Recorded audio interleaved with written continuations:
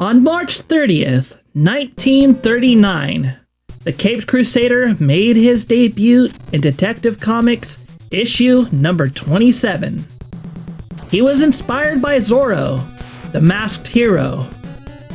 Batman is regarded as one of the most popular superheroes of all time and has spawned many TV shows, including the one where Adam West does the Batusi. Animated television shows, toys, movies, basically anything you could put his likeness on, there is money to be made. That's why when Warner Brothers came out with the film starring Michael Keaton, there had to be a video game made. The developer was Sunsoft, who also developed ports for the Mega Drive, PC, and the Game Boy.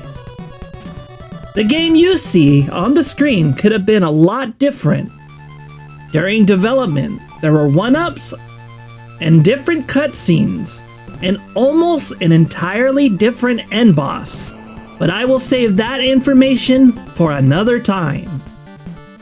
There are 5 levels in the game, which include the Gotham City streets, Axis Chemical Plant, Gotham Sewers, Mysterious Laboratory, and the Gotham City Cathedral Bell Tower.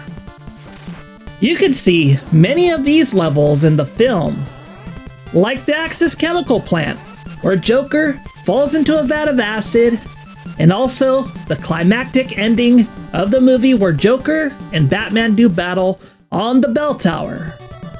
As someone who had never played this game before and had only seen people play it on Twitch, I heard about the legendary difficulty of the speedrun, and knowing myself, I had to try it. But unlike Batman, who can only beat people if he has time to prepare, I decided to play this blind. But first, let's talk about something that had been unprecedented in the 8-bit era.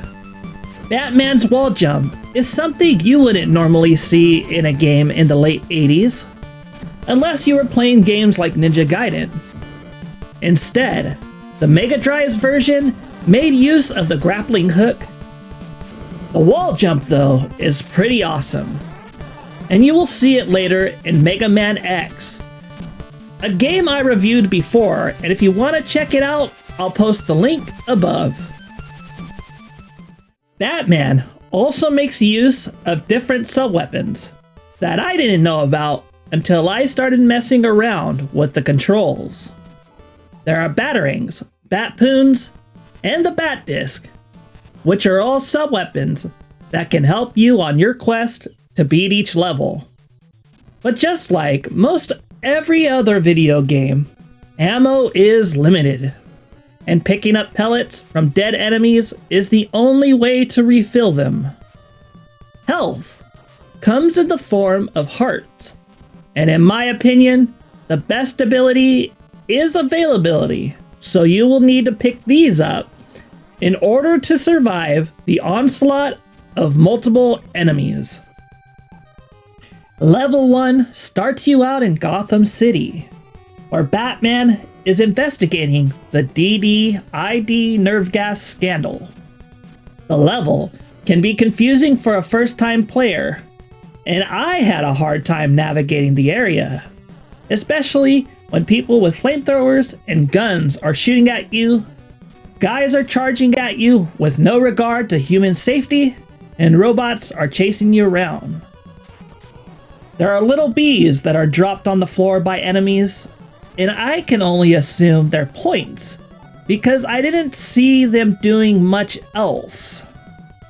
But after scaling up a wall, there are enemies flying around trying to kill you, and I was stuck here for a while as a new player, trying to kick them out of the air until I realized Batman had weapons. After dropping to the next section, you fight a guy with the sword, who I assumed was the boss, because he kicked my butt a few times. But after a while, I just used sub-weapons to beat him, and after that, you can move on to the actual boss, Killer Moth. Killer Moth isn't the hardest boss in the game, and looking back, I don't think Gotham City streets were all that difficult either. But moving on to level 2, which has you platforming on tiny blocks over pools of acid, while acid is dripping off platforms above. Oh, and some of the platforms have enemies, which could be difficult because Batman has huge knockback. To some, Batman's movement could be seen as slow, but for me, I thought it was totally fine and enjoyed his movement thoroughly. It actually made it more challenging, and his slower movement gave you more to think about when traversing the levels, especially ones where you have only so much room to move. Each level has multiple sections, and level 2 was interesting. They had the acid room, the room with electric platforms that require precision when wall jumping to avoid damage, and finally, the conveyor room. I will say that I am glad that for once, spikes are not an instant death for you in the game, so there's that. The boss for level 2 is just a machine that provides power for the plant. It shoots rockets and tries to electrocute you, so you will need to use your head to get through while avoiding damage. Everything is trying to kill you in this small room. Level 3 gave me a lot of trouble. There are these big behemoths who try to jump on you and knock you back, and running from them is almost impossible in my opinion. The only way I was able to deal with them was to barely scroll them on the screen where they couldn't attack, and use more sub-weapons. But people who speedrun this game have better ways of dealing with these annoying creatures. The game requires a lot of execution, even casually. The platforming offers a lot of challenges, and I think that's what I liked most about it. The game wasn't easy, but when you progress, it's really satisfying. I feel like level 3 offered the biggest learning curve because of the new enemies, like the bouldering lummox I mentioned before, as well as these tanks that fire at you even when you're off screen. They were responsible for me being stuck in this level for almost a whole stream, and the boss of level 3 is just as tough for a first-time player. I was only able to beat him while standing on the edge of the platform and timing my sub-weapon shots. I had to be precise because it would take all 99 shots, and missing one of my targets meant game over. Or at least for me. Each level offers a number of challenges, and I felt like Batman was running an obstacle course that would get difficult the further into it you got. The enemies become more numerous as you go, and platforming requires more precision, and the bosses, I feel, increase in difficulty, which should be the case for all games in my opinion. I feel games should require some skill solving, and just because this was an action platformer, it doesn't mean that I didn't need to come up with ways of getting past certain bosses or areas. This can be said about the level 4 boss, which are two large cubes that go in opposite directions. They try to bump you and fire projectiles at you at random times. All of this culminates in the final level, the Bell Tower. And although it was the hardest level in the game, it was also my favorite. The game throws everything at you at this point, as well as some 1-pixel jumps towards the end. Or you can choose to damage through, which isn't ideal if you're trying to get to the end with enough life to win. Enemies also try to drop you off the platforms into gears, which can also take health. The most annoying being claws that try to hit you. Sometimes they strike once and sometimes twice. But it's not hard to memorize the pattern after a while. But after traversing the mayhem of the bell tower, you get to Firebug, who was actually supposed to be the game's final boss.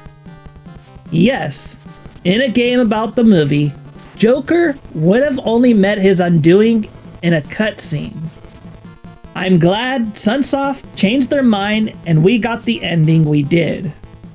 And even though Firebug gave me a hard time and required a lot of strategy to beat him, I had a lot of fun trying to figure it out.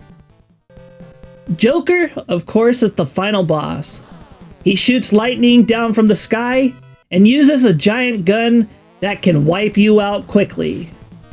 He was very difficult, but some people make him look like a clown, pun intended, because they use certain frames to avoid damage from him. After beating this game, it was one of the harder challenges I have ever done, and afterwards, I was really proud of myself. The game's music is amazing and is considered one of the best for the system. It really makes you feel a sense of urgency, which I feel the game was going for. Batman is always trying to race to save the day. Could you have imagined a different tone for the Caped Crusader? I could not. Had I owned this as a kid, I would have played this a ton. But I didn't know about it until recently, and overall, I enjoy the game and would love to play it again. The game is difficult, the platforming is stellar, and graphically, I felt it did its job. I mean, Batman was completely purple, which was probably the only thing the NES technology could do at the time. But my advice, try it for yourself, because it's worth every minute of torture. Just kidding. But don't forget to like, subscribe, do the thing. Join me on twitch.tv/Resurretro, and thanks for stopping by.